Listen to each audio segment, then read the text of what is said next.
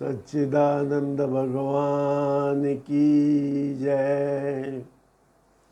आज हम गीता जी के दूसरे अध्याय के 3 और मंत्र ले रहे हैं। 21, 22 और 23। 20वें मंत्र तक हम पहले अर्थ कर चुके हैं।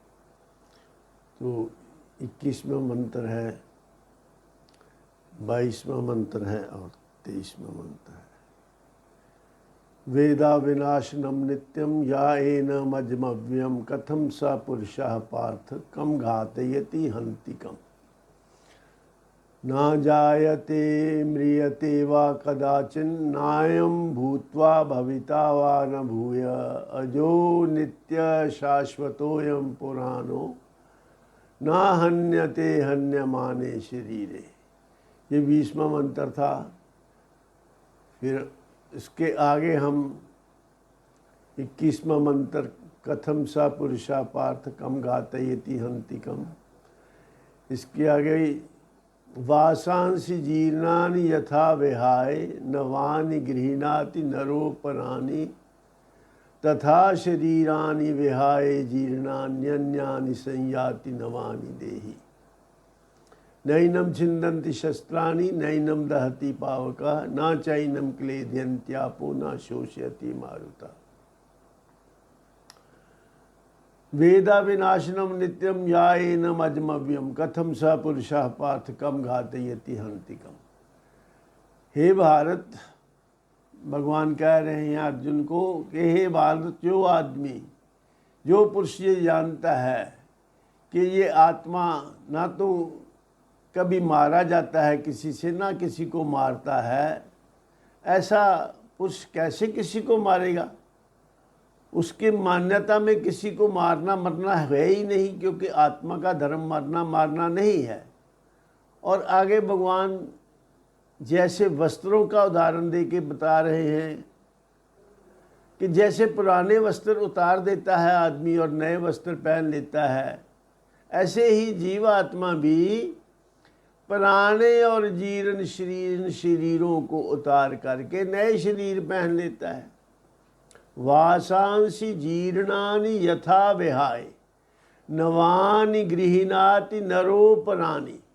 जैसे पुराने वस्त्र उतार कर मनुष्य नए वस्त्र पहन लेता है, तथा शरीरानि विहाय जीर्णान्यन्यानि संयाति नवानि देहि।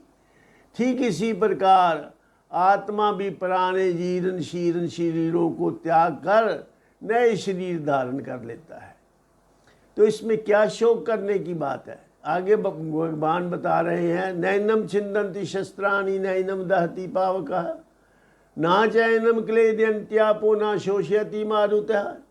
इस आत्मा का नाश करने में कोई भी समर्थ नहीं है, इसको कोई शस्त्र से काटा नहीं जा सकता। तो इस प्रकार भगवान अर्जुन को ये बता करके आत्मा का कभी नाश नहीं होता, आत्मा ना कभी मरता है, ना आत्मा किसी को मारता है, आत्मा कभी मरा हुआ नहीं होता। ये सारी बातें बता करके भगवान ये समझा रहे हैं कि जैसे हम पुराने वस्त्रों को उतार देते हैं शरीर से और नए वस्त्र पहन लेते हैं, शरीर के लिए वस्त्र उतारना और आत्मा के लिए शरीर उतार के नया शरीर पहन लेना, ये एक ही बात है। तो जब हमें नए वस्त्र पहनने में कोई प्रॉब्लम नहीं होती, पुराने वस्त्र उतार कर नए वस्त्र हम कितने शौक से पहनते हैं, और ऐसे ही आत्मा को भी, जीवात्मा को भी पुराने शरीर उतार कर नए शरीर पहनने में कोई समस्या नहीं। ये एक प्रोसेस है, इसमें घबराने की कोई बात नहीं है। आत्मा का तो कभी नाश है नहीं। आत्मा तो जीवनम सर्वभूतेषु तपश्चास्मि तपस्विषु। भगवान ने गीता जी के 7वें अध्याय के 9वें मंत्र में कहा कि मैं सभी जीवों में, सभी प्राणियों में मैं जीवन हूँ, और तपस्वियों का तप भी मैं ही हूँ। अपनी विभूतियाँ बता रहे हैं भगवान 7वें अध्याय में, ज्ञान विज्ञान योग नामक अध्याय में ये भगवान बता रहे हैं। तो जब सब प्राणियों में जीवन भगवान है, और जीवन जो है, जीवन के आगे मृत्यु कैसे टिक सकती है? जो है, जैसे उजाले के आगे अंधेरा नहीं आ सकता, ऐसे ही आत्मा जो है जीवन है, लाइफ है, इसमें मृत्यु का क्या काम? इस प्रकार भगवान समझा रहे हैं, वस्त्र उतारने का उदाहरण दे रहे हैं। अभी तक आप ये भी नहीं जानते होंगे कि पिछले 2-3 साल में आपने कितने वस्त्र पहने और उतारे। ऐसे ही जीवात्मा भी बहुत कितने वस्त्र पहन चुका है, उतार चुका है। शरीर वस्त्र के रूप में शरीर रूपी वस्त्र पहन चुका है। ऐसे जैसे हम वस्त्र उतारते हैं, ऐसे जीवात्मा शरीर उतार देता है। फिर इसमें शोक की क्या बात है? और फिर ये भी नहीं है कि जब हम शरीर को छोड़ देते हैं, हम कोई पहले आदमी तो है नहीं शरीर छोड़ने वाले। जिस घर में हम आए हैं, जब हम इस घर में एंटर हुए थे, तो उस वक्त जो घर में लोग थे वो अब कहाँ हैं? जिनसे तुम हुए वो अब कहाँ हैं? सबके माता पिता तो नहीं है, कुछ लोगों के होंगे। और जिनके माता पिता हैं, उन माता पिता के माता पिता, कहते बाबे का बाबा और पोते का पोता देखना मना है। तो आप नाम भी नहीं जानते होंगे कि आपके बाबा के बाबा के बाबा का नाम क्या था, वो कहाँ गए सब। वो जब गए हुए हैं, पहले बहुत लोग गए हुए हैं अपने परिवार के ही, तो हमें वहाँ जाने में क्या समस्या है? और फिर नया शरीर पहन कर आएंगे तो हमारा स्वागत करने वाले भी बहुत है, मिठाइयाँ बांटी जाएंगी, लड्डू बांटे जाएंगे। तो इस प्रोसेस में घबराने की कहाँ बात है, शोक करने की कहाँ बात है? तो इस प्रकार भगवान समझा रहे हैं कि जैसे वस्त्र उतार देना स्वाभाविक है शरीर के लिए, ऐसे ही जीवात्मा के लिए शरीरों को उतार कर नए शरीर पहन लेना भी स्वाभाविक है। इसमें कोई अननेचुरल, कोई मुश्किल, कोई ऐसी अनहोनी बात नहीं है। ये होता ही आया है। अभी तक हमने, अच्छा, हम ये शरीर पहनने से पहले भी तो कहीं थे। फर्क सिर्फ इतना है कि कभी हम अव्यक्त होते हैं, कभी हम व्यक्त होते हैं। हम अव्यक्त से व्यक्त और व्यक्त से फिर अव्यक्त होने जा रहे हैं। ये सिर्फ हमारे लिए नहीं है, सारा संसार ही ऐसे है। अव्यक्त से ही सारा संसार हुआ है, व्यक्त से ही अव्यक्त से ही सारा संसार व्यक्त हुआ है, और फिर व्यक्त से दोबारा अव्यक्त होने जा रहा है। ये ऐसे सर्कल चल रहा है, साइकिल है। अव्यक्त से व्यक्त, व्यक्त से अव्यक्त। इसी अध्याय के 28वें मंत्र में भगवान बता रहे हैं, अव्यक्तादीनि भूतानि व्यक्त मध्यानि भारत अव्यक्ता निधनानि एव तत्र का परिदेवना। सभी प्राणी व्यक्त होने से पहले अव्यक्त थे, आदि में अव्यक्त थे, और फिर मध्य में व्यक्त हो रहे हैं, दिख रहे हैं, और अंत में फिर अव्यक्त होने जा रहे हैं। ये सिलसिला चलता रहता है। इसमें शोक करने की क्या बात है?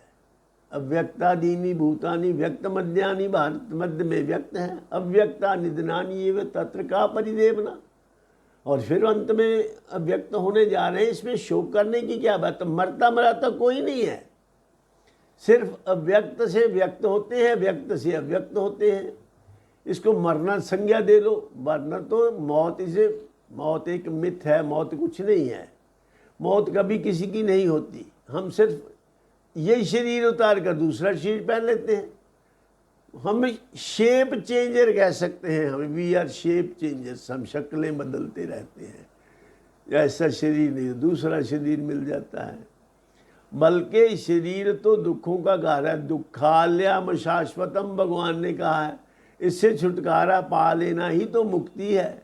जन्म मरण के बंधन से छुटकारा पा लेना ही तो मुक्ति है। वो उसके बारे में बाद में चर्चा कभी करेंगे। तो अभी इसको भगवान अर्जुन को ये समझा रहे हैं कि टेक इट इजी, इसको आराम से लो, कोई ऐसी बड़ी बात नहीं है शरीर को छोड़ देना। और आत्मा को तो कोई नुकसान पहुंचा नहीं सकता, और तू आत्मा है, शरीर नहीं है। गलती यही है कि तू अपने आप को शरीर मानता है, शरीर मानकर दूसरे शरीरों से अपने रिश्ते नाते मानता है। ये तुम्हारी बनाई हुई सृष्टि है। भगवान ने तो शरीर बनाए हैं, भगवान ने रिश्ते नहीं बनाए। रिश्ते हमारी मान्यताएं हैं। तो ये इसको हम जीव सृष्टि कह सकते हैं, भगवान की सृष्टि को ईश सृष्टि कह सकते हैं। तो अपनी बनाई हुई सृष्टि में हम उलझ जाते हैं। ये हमारा पितामह है, ये हमारा गुरु है, ये हमारा गुरुपुत्र है, ये हमारा गुरु भाई है, ये हमारा कुल गुरु है, इनको मैं कैसे मारूं? इसी बात को लेके रो रहा है। जबकि भगवान बता रहे हैं कि नैनम छिंदंती शस्त्राणी नैनम रहती पावका ना चैनम क्लेद्यंत्यापो ना शोष्यति मारुता है। भगवान कह रहे तू तो आत्मा है, तुम्हें तो कोई शस्त्र छेद ही नहीं सकता, कोई शस्त्र काट नहीं सकता, आग तुम्हें जला नहीं सकती, पानी तुम्हें गला नहीं सकता, और वायु तुम्हें सुखा नहीं सकती, तुम्हारा नाश करने में कोई भी समर्थ नहीं है। तो तुम तो वो तत्व हो, और तुम शरीरों के मरने से ही घबरा रहे हो और अपने आप को पाप पुण्य का भागी मान रहे हो। ऐसा कुछ नहीं है। तुम अपने कर्तव्य का पालन करो, पाप पुण्य को छोड़ो मुझ पर। ऐसा भगवान समझा करके उसको युद्ध के लिए प्रेरित कर रहे हैं। क्योंकि युद्ध करना जब अनिवार्य हो गया, जब युद्ध की ठहर ही गई, जब युद्ध का बिगुल बज चुके हैं, तैयारी हो चुकी, प्रहार करने का समय, उस वक्त पीछे हटना तो कायरता है। तो भगवान ने इसीलिए उसको पहले डांट डपट की है कि तुम्हें ये कायरता कहाँ से आ गई, तो नपुंसकता को क्यों प्राप्त हो गया। पहले ऐसे समझाया डांट के। फिर जो उसकी शंकाएं थी कि ये मेरे रिश्तेदार हैं, गुरु हैं, मेरे अपने हैं, फिर वो समझा रहे हैं कि ये सारे शरीरों के रिश्ते हैं और तू शरीर नहीं है। तो फिर ये इस बात से डरता है कि ये मर जाएं। ये कोई नहीं मरता, शरीर ही मरते हैं, शरीर फना होते हैं, शरीर जन्मते हैं, शरीर फना होते हैं। आत्मा का कभी जन्म नहीं है, कभी मृत्यु नहीं है, और तू आत्मा है। ऐसे करके भगवान हर एंगल से, हर दृष्टिकोण से उसको समझा करके युद्ध के लिए तैयार कर रहे हैं। क्योंकि युद्ध अनिवार्य है। जैसे कई बार सर्जरी जरूरी हो जाती है, इसी तरह जब ये कोई समाज में ऐसे तत्व आ गए जिनका समाज में, उनके रहते समाज में कोई दूसरे लोग, जो Sen section of the society है, वो ठीक तरह नहीं रह सकता, आतताई लोगों को मारने के लिए भगवान ने युद्ध की अनिवार्यता बताई। और ये बताया कि युद्ध तेरा नहीं है, युद्ध समाज के लिए है। ये धर्म और अधर्म में युद्ध है, और मैं तेरा साथ नहीं दे रहा, मैं धर्म का साथ दे रहा हूँ। तो इन सभी बातों से अर्जुन को युद्ध के लिए तैयार किया। इसी के साथ ही आज का एपिसोड हम समाप्त करते हैं। आगे की चर्चा फिर कभी करेंगे।